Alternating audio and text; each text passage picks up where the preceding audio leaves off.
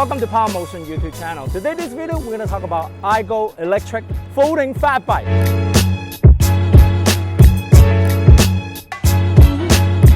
I seen this kind of bike selling it online from other places about 2 years ago. Initially I didn't really too fond about this bike because it's a fat bike but it's not a true fat bike.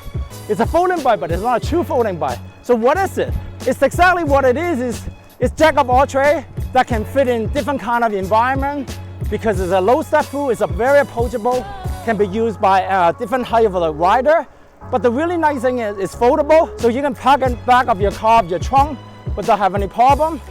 So overall, it's a jack of all trades bike. So I'm going to tell you a little bit more about this bike here. All right, so again, I'm typically going to start from the top of the handlebar here. You have okay handle grip, so you have trigger shifter right here. It's an 8-speed. On the left-hand side, you have the control panel or the display control panel, and then you have a throttle in here. So on the stem, you have an adjustable stem, and it also has a marking on it. So what I really like about having adjustable stem is you can able to fit in different rider, different height of the rider, and this particular side is flat. So makes this thing, when it completely locked down, it won't move. I'm just going to quickly talk about the cable management. It's a very, very nice and clean cable management. This is the junction where it split out all the wire. But if you take a look at the connector, it's a metal connector, so it's very difficult to disconnect. So you will have to unscrew it and screw it. So just never, you're never gonna lose a connection unless somebody purposely to removing the connector. So it's a very nice touch with the cable wrap. It's just really, really nice. And then it go right into the in-frame routing. So the cable go inside of the frame and go down to the bottom. All right, so let's talk about the front wheel here. So very nice touch. It has a built-in headlight, so you can control the light from the control panel. It has a 60mm travel distance suspension. The tire is a 20 by 4-inch tire. It's a Canada Crusade tire. What I like about the 20-inch tire is it's very agile, especially when you get into a very, very tight corner in off-road riding. You're able to maneuver your turning radius a lot more tighter than you would have a 26-inch wheel size. It has a disc brake. It's not a hydraulic disc brake, but it's a mechanical disc brake. And disc brake is really good for off-road because it's almost like a self-cleaning agent. When you get muds onto the disc and when you hit the brake, it will just basically self-clean. So I'm going to talk about the seating arrangement here. So here you have a seat post suspension.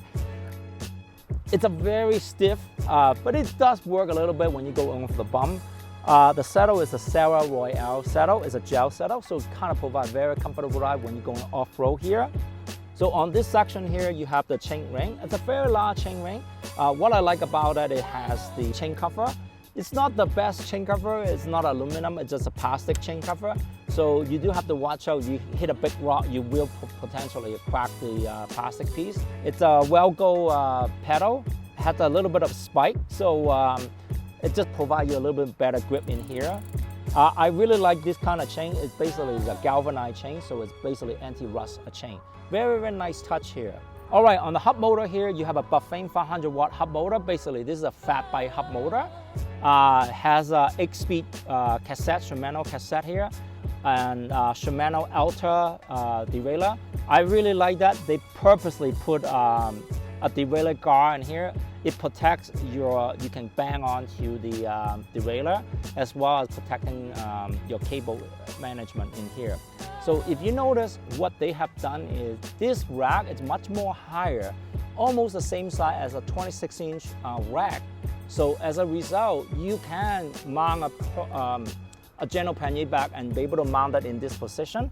It's gonna stop around right there. So in this section here, I have the battery. As you can see, iGO powered by Samsung. So it just tells you what's inside, and this battery is a Samsung cell. It's a 40-volt 13 amp-hour. Translation is 624 watt-hour. So iGO actually uses a much more bigger battery. 13 amp-hour is a very decent size battery. So this bike will get you 60 kilometers without any problem whatsoever in here. So on this side, you can see there's a couple of dials that you can change. So in order to turn on this bike, you must put the key in to put it to the on position. This is the charge port right here. So you flip it open, then you can charge your battery here.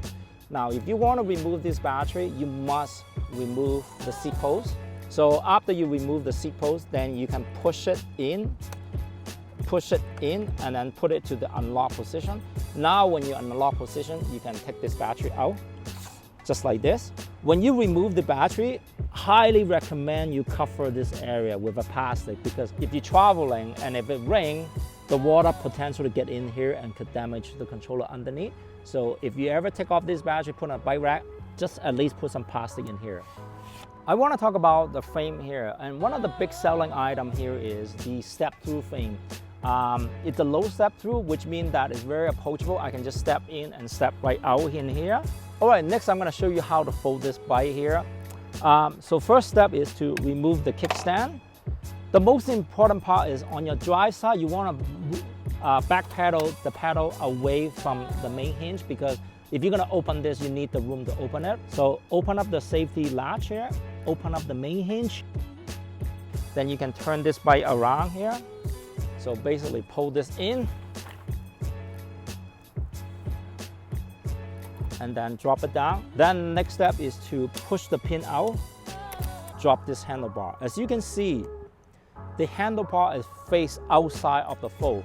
Unlike a typical folding bike, the handlebar sometimes is inside, so it makes it a lot more difficult to fold. It's not the most compact, obviously, because it's a fat bike, but you can still fold it. All right, to summarize, so how this bike stack up to other competition. Number one is it has a suspension, so it provides a better absorption when you're going over the bump. It has a disc brake, so it provides you great stopping power here. The battery is generally bigger than all other competition. It's a 624 watt-hour battery, so it's really larger than a standard battery that you have seen in here. It has 8 speed instead of a 7 speed. It also has a better derailleur. It's an Altus derailleur instead of a Touring derailleur, and has a great design in terms of the rack, so you can fit a regular pannier bag without having any problem. So overall, I really think iGO has done really good job of putting those detailed additional components to make this bike stand out above all other competition. So I really think this is almost near perfect bike that I was ever reviewed at the price point that you're paying for.